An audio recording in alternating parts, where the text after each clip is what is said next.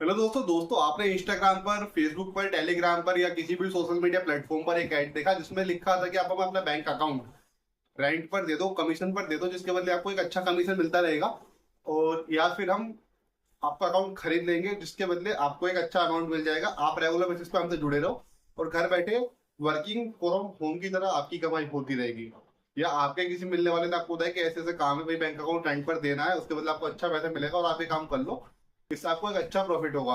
और आप उसकी बातों में आ गए या आप ऐड से इंटरेस्टेड हो गए, आपने उन लोगों से कांटेक्ट किया, आपने अपना सेविंग अकाउंट, करंट अकाउंट या कॉर्पोरेट अकाउंट जो भी है आपने रेंट पर दे दिया। तब हम बात करेंगे आपके साथ क्या क्या इश्यूज हो सकते हैं, आपके क्या क्या प्रॉब्लम्स हो सकती हैं, आप किन किन मुसीबत में पड़ सकते हैं। आपको पुलिस अरेस्ट तो नहीं करेगी, या आपके नाम पर कोई साइबर कंप्लेंट तो नहीं होगी, या कुछ अदर मैटर तो आपके साथ क्रिएट नहीं होगा जिससे आपको या आपकी फैमिली को किसी भी प्रकार का नुकसान हो। तो दोस्तों स्वागत है आपका एक बार फिर से हमारी वीडियो में।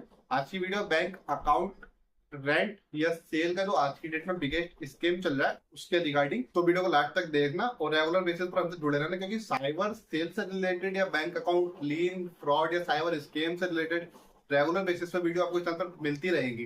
तो दोस्तों अगर आपने अपना बैंक अकाउंट रेंट पर दे दिया है या आप किसी सोशल मीडिया एड को देखकर इंटरेस्टेड हो गए और बैंक अकाउंट रेंट पर देना चाह रहे हैं, देन आपके साथ जो प्रॉब्लम हो सकती है वो सबसे बड़ी प्रॉब्लम यह है कि आप लालच में तो आ गए, ठीक है, अब आपने अकाउंट भी दे दिया, तो आपके अकाउंट में जो ट्रांजेक्शन होंगी, पहली बात वो लोग बोलेंगे हम गेमिंग से या ट्रेडिंग से आपके अकाउंट में पैसा डिपॉजिट करेंगे, विड्रॉल कर लेंगे और आपका कमीशन आपको दे देंगे। भाई अगर गेमिंग एप्लीकेशन से या ट्रेडिंग एप्लीकेशन से वो विड्रॉल करेंगे या गेमिंग कोई उनका गेमिंग का प्लेटफॉर्म है, तो ये समझो बहुत सारे गेमिंग प्लेटफॉर्म अभी चल रहे हैं, लॉटरी है, लोटस है, बहुत सारे हैं।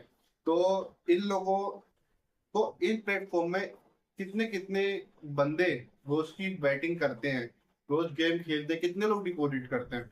अगर आपने अपना बैंक अकाउंट रेंट पर दे दिया और इन केस, पहली बात तो बहुत मुश्किल होता है कि गेमिंग में लगाएंगे, वो सारा पैसा फ्रॉड होता है, लोगों हैकिंग वैकिंग का या लोगों के अकाउंट से उड़ा हुआ पैसा होता है, ठीक है। इन केस की वो अकाउंट उन्होंने हकीकत में गेमिंग में लिंक कर दिया और उसमें जो अमाउंट डिपॉजिट हुआ वो कितना हो सकता है। भाई एक एक बार में अभी बहुत सारे गेम चल रहे हैं, देखो कि लाखों लाखों हजारों हजारों लोग बैटिंग लगाते हैं एक साथ, ठीक है, कितनी कितनी चांस चलती हैं। तो अगर एक बार में 10,000 लोगों ने भी उसमें डिपॉजिट किया, ठीक है, 10 रुपए किया, तो आप खुद लगा लो, कैलकुलेशन करें कितना अमाउंट हो रहा है, ठीक है। तो कोई जो 10 लाख हजार हो सकता है 1 लाख कर रहे हो, 50,000 कर रहे हो, तो ये एक एक घंटे या 15 मिनट में डिपॉजिट इतना पैसा गेमिंग में हो जाता है। तो दोस्तों पूरा दिन अगर आपका अकाउंट 24 घंटे उनके पास चला या 48 घंटे चल गया 2 दिन, तो सोचो कि आपके अकाउंट में कितना ट्रांजेक्शन हो जाएगा। इनकम टैक्स की कुछ गाइडलाइंस है, आरबीआई की कुछ गाइडलाइंस हैं कि आप अपने सेविंग अकाउंट में या करंट अकाउंट में एक लिमिटेड ट्रांजेक्शन कर सकते हो। करंट में या कॉर्पोरेट में जो आप ट्रांजेक्शन करोगे उसका जीएसटी फाइल करोगे, ठीक है। सेविंग अकाउंट होता है, पर्सनल अकाउंट होता है, उसमें भी एक ट्रांजेक्शन की लिमिट है, बैंक ने निर्धारित की है, इनकम टैक्स ने निर्धारित की है कि आप अपना इतना ट्रांजेक्शन मंथली या ईयरली कर सकते हो, ठीक है। तो जितना आपकी लिमिट है या जितना आपकी लिमिट नहीं है उससे भी ज्यादा करोड़ों रुपए का ट्रांजेक्शन या लाखों रुपए का ट्रांजेक्शन वो आपके अकाउंट में 1 से 2 दिन या 3 दिन में कर देंगे। देन आपके अकाउंट के इतनी ट्रांजेक्शन बढ़ेगी तो बैंक आपका केस इनकम टैक्स को फॉरवर्ड कर देगा। अब बात आती है इनकम टैक्स इसमें क्या करेगा। भाई आपके अकाउंट में ट्रांजेक्शन भर गए, बढ़ रही है रेगुलर, लेकिन आप आईटीआर फाइल नहीं कर रहे हो, ठीक है। जब आप इनकम टैक्स फाइल नहीं करोगे, उसका इन्वेस्टिगेशन होगी, तब पता चलेगा और तब आपको विद पेनल्टी आपको टैक्स पे करना पड़ेगा ही पड़ेगा। अगर आप नहीं करते हो तो आप पे केस फाइल होगा, हो सकता है आपको जमानत भी ना हो, या जमानत भी हो जाए तो कोर्ट के जरिए आप लाइफ टाइम या एक लॉन्ग टाइम तक चक्कर काटते रहे, परेशान होते रहे।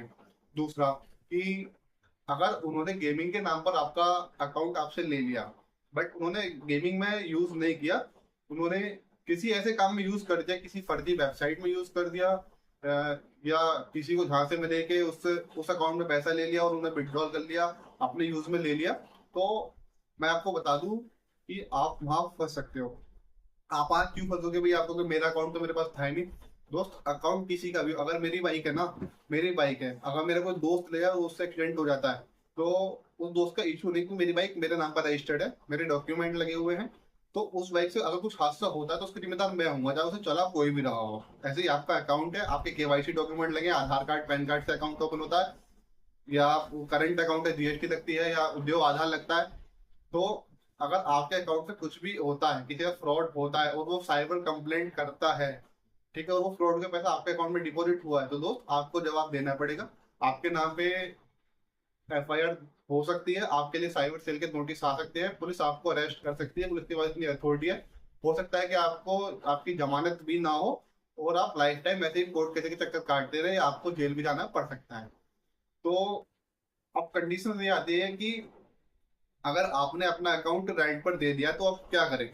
तो आप बैंक जाइए, अगर आपने उसके कंट्रोल में अकाउंट दे रखा है तो वापस से उसका सब कुछ कंट्रोल खत्म करवाइए, उसका नंबर चेंज कराइए जो आपने लगवा रखा है, अपना नंबर लगवाइए, ईमेल आईडी दूसरी अपडेट कराइए, पूरा अकाउंट अपने कंट्रोल में लीजिए और भविष्य में ऐसी गलती करने से बचिए। तो दोस्तों, मेन मुद्दा यही है कि अगर कोई आपको ज्यादा पैसे कमाने का लालच देता है, किसी सोशल मीडिया पे ऐड देखकर आप ज्यादा पैसे कमाने लालच में आते हैं, तो आप बिल्कुल भूल जाइए, आप इतना कमाएंगे नहीं, इतना इन केसेस को सॉर्ट आउट करने में या कोर्ट कचहरी के चक्कर काटने में लगा देंगे। अगर आपके अकाउंट में कोई फ्रॉड पैसा आया है और उसने निकाल लिया बंदे ने, तो आपको ही वो पैसा रिटर्न करना पड़ेगा, और ऊपर से आपका अकाउंट लीन में भी जा सकता है, आपका अकाउंट फ्रीज भी हो सकता है, या आपके बाकी अकाउंट के साथ भी दिक्कत आ सकती है। तो अपना बैंक अकाउंट अपने पास रखें, किसी को रेंट पर ना दें, क्योंकि खरीदने को बोले तो उसको ना दें।